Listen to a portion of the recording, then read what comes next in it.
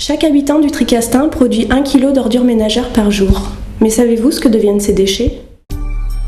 Ils partent au centre de stockage de la Coved à Roussas pour être enfouis dans des conditions très contrôlées et depuis quelque temps après un processus de compactage.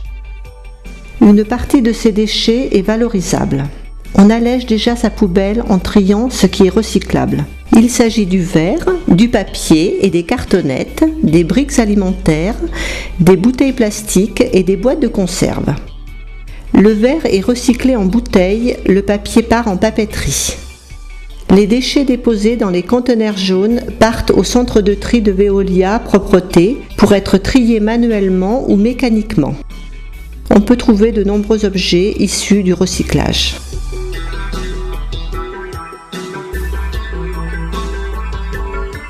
On peut encore réduire beaucoup le poids de sa poubelle en compostant les déchets fermentescibles.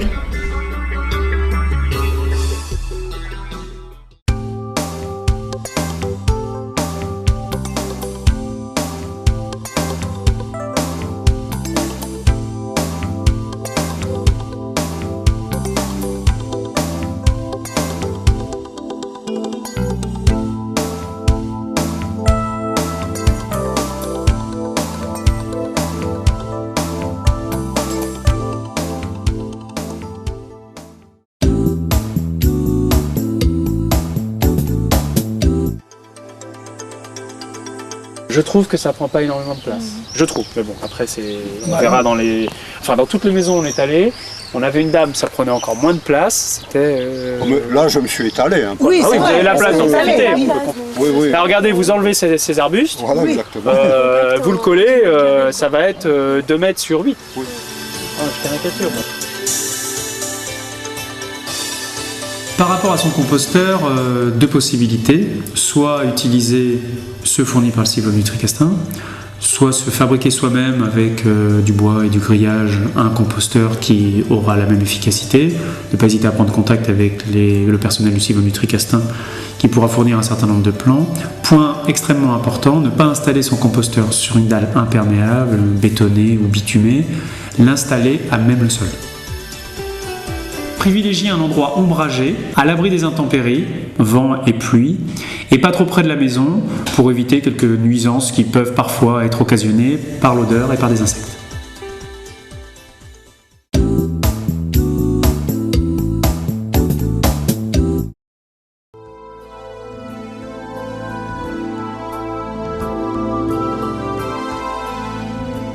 J'ai posé mon petit seau à côté de mon évier, j'ai un petit renfoncement où il va super bien dedans.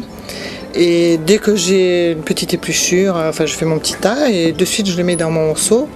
Et au fond du seau, je plie une feuille de papier journal en 4, ce qui me permet quand je renverse le seau, les épluchures ne restent pas collées sur les parois. C'est très pratique. Et donc ce petit seau, j'entends toujours son couvercle se refermer, ça fait son petit claque sympa, quoi. Et ce seau à côté, donc je me baisse, je le mets, c'est comme si je le mettais à la poubelle, quoi. C'est exactement pareil.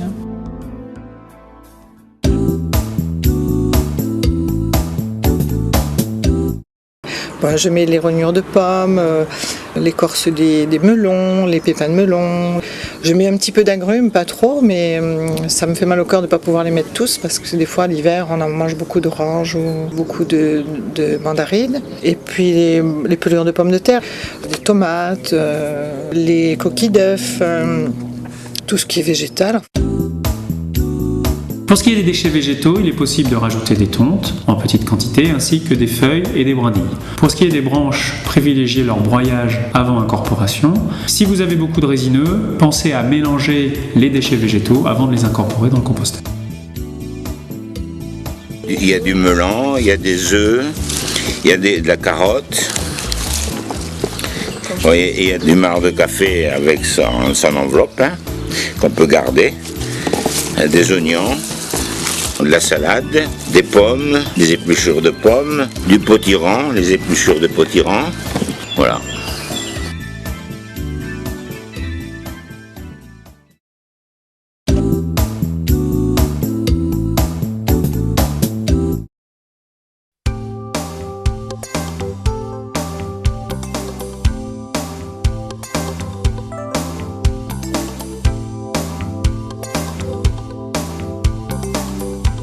Pour réussir le bon compostage, la principale des règles, le mélange.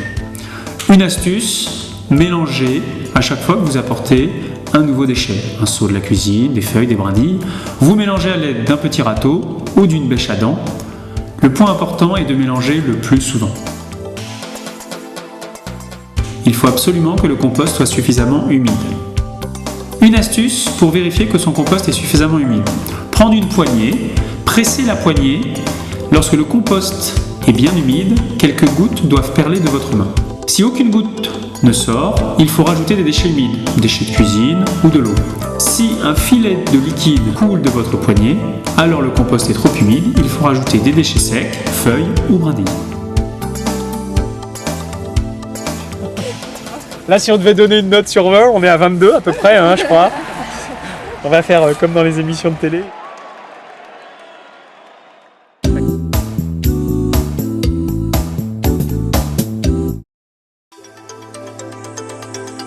Un des principaux problèmes que l'on peut rencontrer, c'est un problème d'humidité. En effet, nous sommes dans une région très chaude, très sèche, et on a souvent des composteurs secs. L'objectif est de rajouter des déchets plutôt humides, comme les déchets de cuisine, ou de l'eau, pour obtenir un bon produit.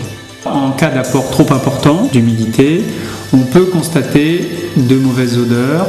Il est nécessaire alors, pour les éviter, de bien mélanger régulièrement, voire d'apporter quelques déchets plutôt secs, tels que feuilles ou brindilles. Un problème qu'on peut rencontrer, problème d'homogénéité et de bon mélange des différents déchets organiques mis dans le composteur. La règle à retenir, réaliser un mélange le plus souvent possible.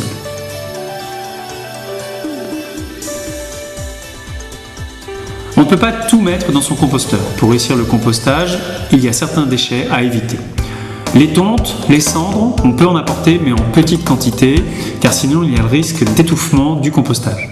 Pour les résidus carnés, les restes de viande, les restes de poisson, il faut l'éviter au maximum car il y a risque de présence de ravageurs.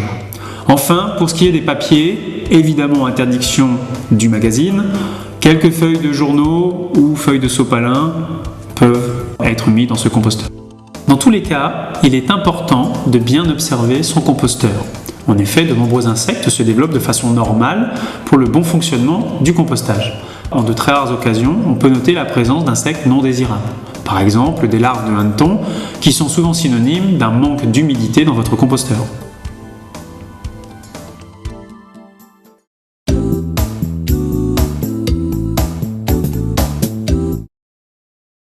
Ça, c'est normal. Alors, Dans les composteurs, c'est normal. C'est pour d'autres gens, il faut pas qu'ils savent. C'est pas gênant, ça. Comment le compostage fonctionne-t-il? En fait, deux phases sont nécessaires. Une première phase, dite de fermentation active, où les bactéries dégradent la matière organique, les déchets entreposés dans le composteur en présence d'air et d'eau. Enfin, une seconde phase, dite de maturation, où des champignons réorganisent la matière organique dégradée par les bactéries. Au bout de 6 à 12 mois, vous obtenez un bon compost qui est tout à fait l'équivalent d'un terreau et donc peut être utilisé soit dans votre potager, soit dans vos fleurs.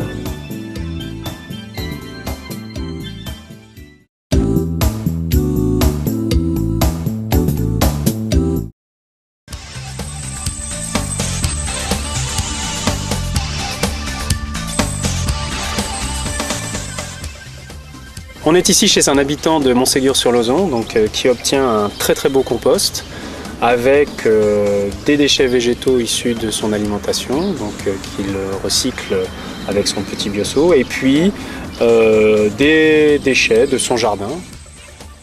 Alors comment on voit que c'est un très bon compost? D'abord, il est très granuleux, donc légèrement humide, frais quand on le creuse, de couleur brune, avec aucune graine.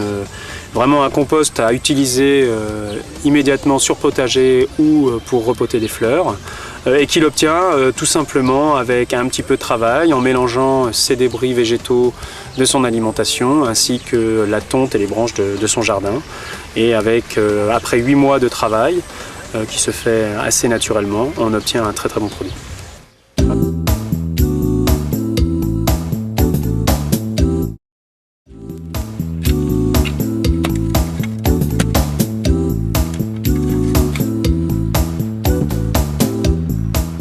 ce que je fais moi personnellement, ce n'est que des fleurs.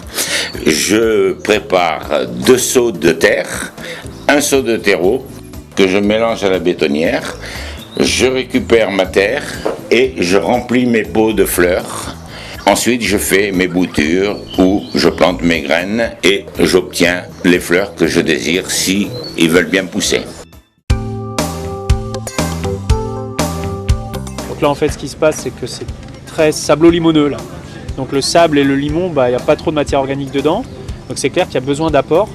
Et le produit qui est le traitement des déchets permet justement d'apporter la matière organique qui manque dans ce sol. Mais là, on est vraiment dans une situation, j'ai envie de dire, le modèle, quoi.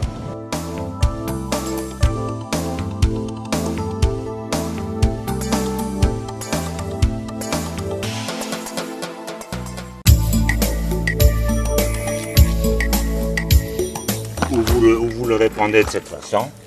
Vous voyez ? C'est une possibilité. Et après, vous mélangez votre terre. Et ça, c'est une possibilité de faire comme ça. Ou alors, carrément. Et voilà.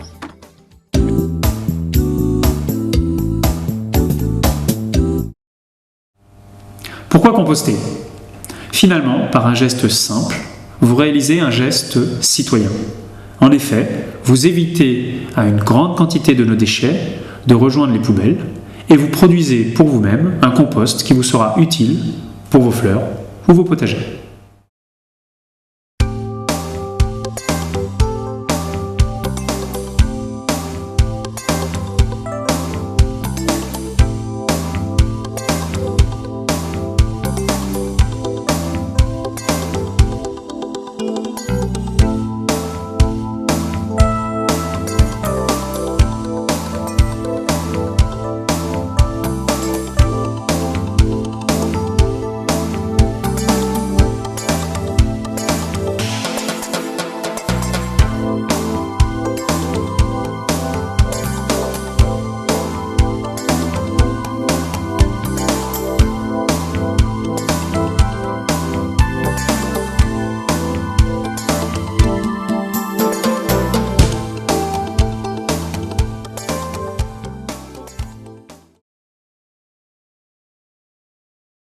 Essayez de mélanger, pensez à mélanger. La principale règle, c'est le mélange. Il faut essayer de mélanger le plus souvent le mélange. Essayez de mélanger le plus souvent possible. L'objectif est de mélanger à l'aide d'un petit râteau, d'une petite bêche à dents. Donc il est nécessaire, pour éviter ce genre de soucis, de bien mélanger et de bien mélanger régulièrement. On va recommencer. Le problème d'homogénéité et donc de bon mélange. Chaque apport de nouveaux déchets, on mélange. L'objectif est de mélanger très régulièrement.